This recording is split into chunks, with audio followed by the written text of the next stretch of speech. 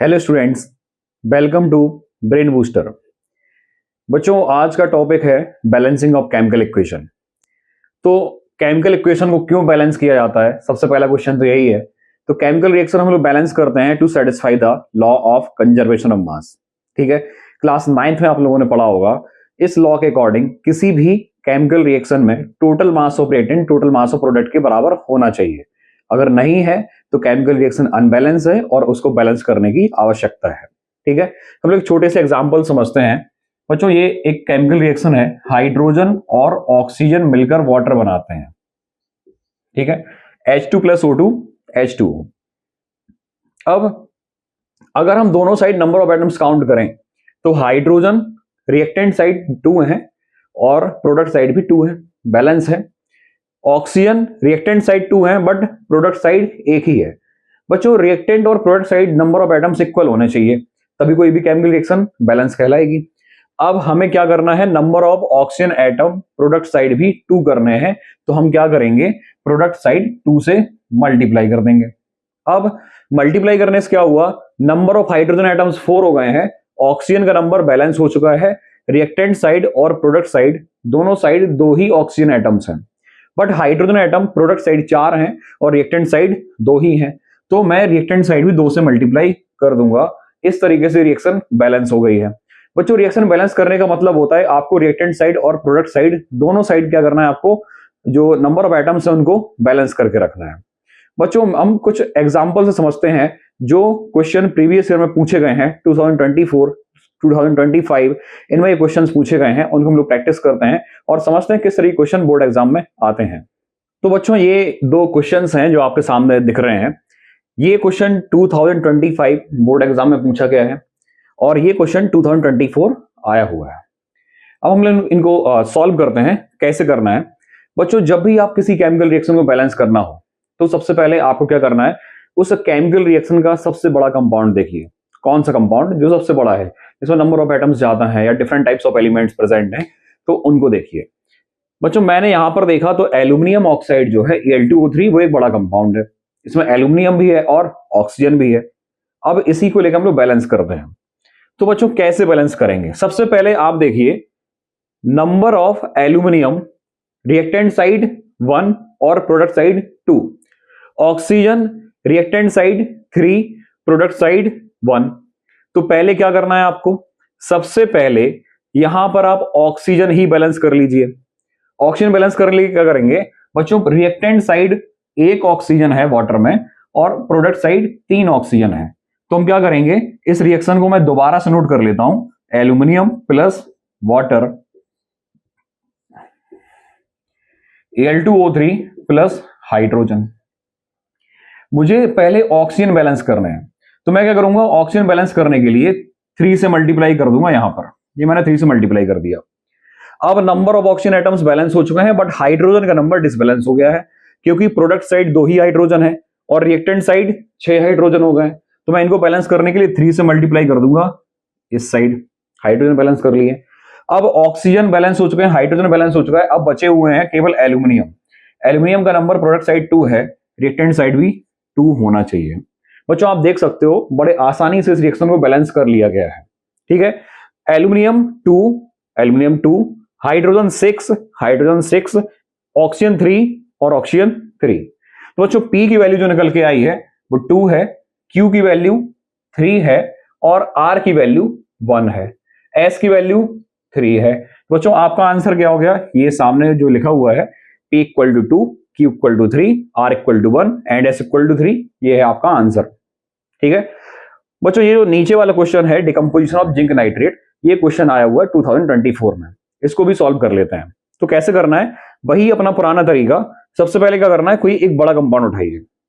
Okay, तो देखते हैं यहां पर जिंक नाइट्रेट एक बड़ा कंपाउंड है जिसमें काफी सारे एलिमेंट्स हैं, जिंक है, नाइट्रोजन है और ऑक्सीजन है। अब इनको बैलेंस करना है, तो कैसे बैलेंस करेंगे, सबसे पहले हम ऑक्सीजन देखते हैं। बच्चों, रिएक्टेंट साइड ऑक्सीजन 6 है, प्रोडक्ट साइड ऑक्सीजन कितने हैं, 2 और 2 4 और 1 5। अब अगर आपको रिएक्शन में ऑक्सीजन को बैलेंस करना है तो ऑक्सीजन का नंबर इवन होना चाहिए। ठीक है, क्योंकि यहां पर आप 6 हो रहे हैं ऑक्सीजन और उधर पर 5 हो रहे हैं, तो बैलेंस करने के लिए हम लोग क्या करेंगे, पहले इवन नंबर कर लेते हैं। तो मैं इस रिएक्शन को दोबारा से लिख लेता हूं, जिंक नाइट्रेट ZnNO3 का होल ट्वाइस, डिकम्पोजिशन होगा zinc oxide plus NO2 plus O2। Okay, अब क्या करना है, पहले ऑक्सीजन बैलेंस करते हैं। तो मैं यहां जिंक ऑक्साइड में 2 से मल्टीप्लाई कर देता हूं। इससे क्या होगा, number of oxygen atoms even हो चुके हैं, बट जिंक का नंबर डिसबैलेंस हो गया है, क्योंकि प्रोडक्ट साइड 2 जिंक एटम्स हैं और रिएक्टेंट साइड एक ही है। तो यहां पर बैलेंस करने के लिए इधर 2 से मल्टीप्लाई कर देंगे, तो जिंक का नंबर बैलेंस हो चुका है, 2 जिंक एटम्स और 2 जिंक एटम्स। बट अब बच्चों नाइट्रोजन काउंट करिए, 2 2 2 4, ठीक है बच्चों, 4 नाइट्रोजन एटम है reactant side, but product side एक ही है, तो मैं यहां पर 4 से मल्टीप्लाई कर देता हूं। ओके, मैंने 4 से मल्टीप्लाई कर दिया NO2 में। ओके, अब बच्चों रिएक्शन देखें क्या क्या रह गया बैलेंस करने के लिए। जिंक बैलेंस है, ओके जिंक बैलेंस हो गया है, नाइट्रोजन 4 है, नाइट्रोजन बैलेंस है, ऑक्सीजन 3 इंटू 2 6, 6 इंटू 2 12, 2 ऑक्सीजन ये है, 4 इंटू 2 8 ऑक्सीजन ये है, 8 प्लस 2 10, 10 प्लस 2 12। बच्चों ये रिएक्शन भी बैलेंस हो गई है, बस आपको ये देखना है कि बड़ा कंपाउंड कौन सा है, बड़ा कंपाउंड उठाइए, रिएक्शन इजीली बैलेंस हो जाएगी। ठीक है बच्चों, जो आपका आंसर निकल के आया, एक्स की वैल्यू 2, बाई की वैल्यू 2 और जेड की वैल्यू 4। बच्चों ये आपका आंसर हो गया है। ये 2024 का क्वेश्चन है और ये बड़े इजीली आप इनको सॉल्व कर सकते हो, बस आपको यही मेथड फॉलो करना है। बच्चों 2 एग्जांपल और हैं जो PYQ में दिए गए हैं, मैं उनको भी आपको सॉल्व करके बताता हूं। तो बच्चों ये 2 क्वेश्चन और हैं जो सामने लिखे हुए हैं। ये क्वेश्चन 2024 बोर्ड्स में आया हुआ है और ये जो नीचे वाला क्वेश्चन है ये 2024-25 CBSE सैंपल पेपर का क्वेश्चन है। इन दोनों को सॉल्व करके देखते हैं। बच्चों ये रिएक्शन बहुत ही ज्यादा इंपॉर्टेंट है, रिडॉक्स में भी कई बार आ चुकी है, तो उसको भी हम लोग रिडॉक्स वाले टॉपिक में कवर करेंगे।